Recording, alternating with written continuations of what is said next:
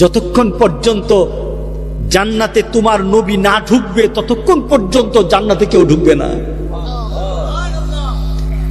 তোমার নবী প্রথম ঢুকবে, শুধু তোমার নবী প্রথম ঢুকবে না, যতক্ষণ পর্যন্ত তোমার নবীর উম্মতেরা জান্নাতে না যাবে অন্য উম্মতরা ঢুকতে পারবে না। আমাদের মর্যাদা বাড়লো না কমলো?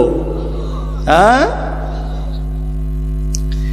হাসরের ময়দানে সকল নবীদের একটা সিম্বল হবে, একটা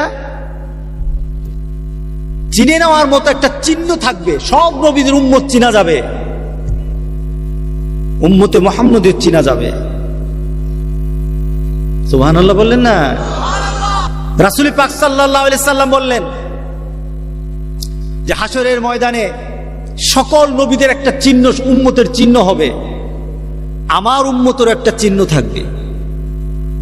বলেন তো দি, উম্মত হতে হলে চিহ্ন দরকার আছে কিনা? কার কার নাই? কার কার দরকার নাই? রাসূল পাক সাল্লাল্লাহু আলাইহি সাল্লাম বললেন যে হাসরের ময়দানে আমার উম্মতের চিহ্নগুলি হবে। মা আয়েশা সিদ্দিকা রাদিয়াল্লাহু তাআলা আনহা বললেন, ইয়া রাসূলুল্লাহ, হাসরের ময়দানে এত মানুষ হবে, আপনার উম্মতকে কিভাবে আপনি চিনে নিবেন? আপনার উম্মতকে কিভাবে চিনবেন? রাসূল পাক সাল্লাল্লাহু আলাইহি সাল্লাম বললেন, আয়েশা রে, একটা মাঠে লক্ষ লক্ষ ঘোড়া আছে, সবগুলো ঘোড়া এক ধরন,